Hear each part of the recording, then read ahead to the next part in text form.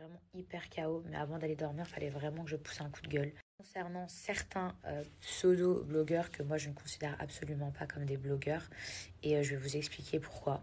Pour moi, quand on est blogueur, quand on est journaliste, en fait, on va venir relater des faits, on va venir raconter un truc qui s'est passé, euh, qu'on aime ou qu'on n'aime pas, sans donner son point de vue, sans dénigrer, sans harceler, sans rabaisser la personne. Parce que sinon, à ce moment-là, on n'est plus un blogueur, mais un harceleur. D'ailleurs, j'ai voulu que Mayamo, la blogueuse, ait une conversation avec Ilan parce qu'elle avait dit des trucs de fou sur lui. Et de base, déjà, quand on n'a pas de preuves, en fait, la présomption d'innocence, c'est hyper important parce que vous pouvez détruire quelqu'un, vous pouvez faire du mal à quelqu'un, vous vous rendez même pas compte. C'est vrai qu'Ilan, il a eu énormément de maturité, parce que moi, quelqu'un qui m'aurait dézingué, franchement, je lui aurais même pas donné l'heure. Mais en contrepartie, quand les deux se sont expliqués, bah, Mayamo, elle a compris beaucoup de choses. Donc c'est pour ça que moi, je me suis dit, ça vaut quand même le coup qu'ils aient une discussion. Et c'est vrai que je l'aurais pas fait avec d'autres personnes, mais c'est vrai qu'elle, je pense qu'elle a vraiment un bon fond, malgré tout ça. Du coup, je sais qu'il y a beaucoup de gens qui ont critiqué cette réconciliation. Moi, par exemple, il y a beaucoup de gens que j'ai pas du tout envie de pardonner. Mais à partir du moment où elle est capable de reconnaître ses torts et que lui, il est d'accord pour avoir une discussion avec elle, je veux dire, tant mieux. Au moins, elle a pris conscience des choses et c'est sujet clos. Maintenant, pour revenir aux blogueurs, nous, à la base, on n'est absolument pas obligé de répondre à des blogueurs, mais on va avoir encore moins envie de parler avec une personne qui est pas objective ou qui est juste pas impartiale. Vous voyez ce que je veux dire? Après, qu'il y en ait qui aient leurs préférences, etc.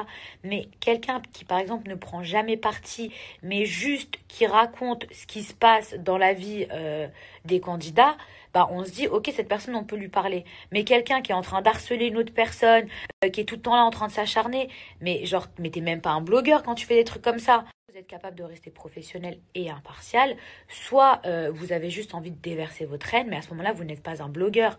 Vous êtes juste un haineux qui a sa place sur Twitter ou sur Telegram.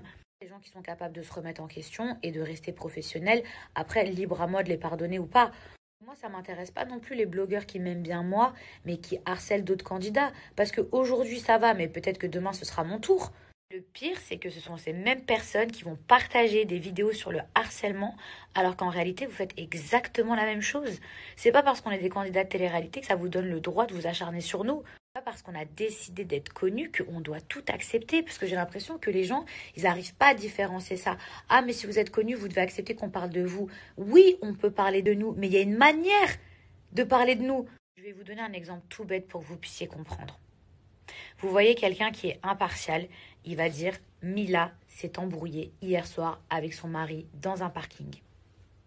Quelqu'un qui n'est pas impartial va dire la bip de Mila s'est embrouillée avec son bip de mari. De toute façon, elle a bien mérité et blablabli. Et vous voyez la différence?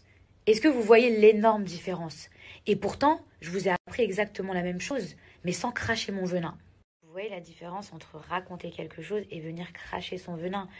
Et moi, en fait, les gens qui viennent cracher leur venin, j'arriverai jamais à les prendre au sérieux. Genre, pour moi, ils dépasseront jamais le stade d'Instagram ou de Twitter parce qu'ils sont pas. Et ceux qui ont réussi à dépasser ce stade, c'est ceux qui ont toujours su être professionnels ou qui ont appris à le devenir et qui ont changé.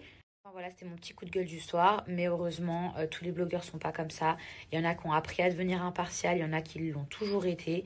Et franchement, si certains pouvaient en prendre de la graine, ce serait bien.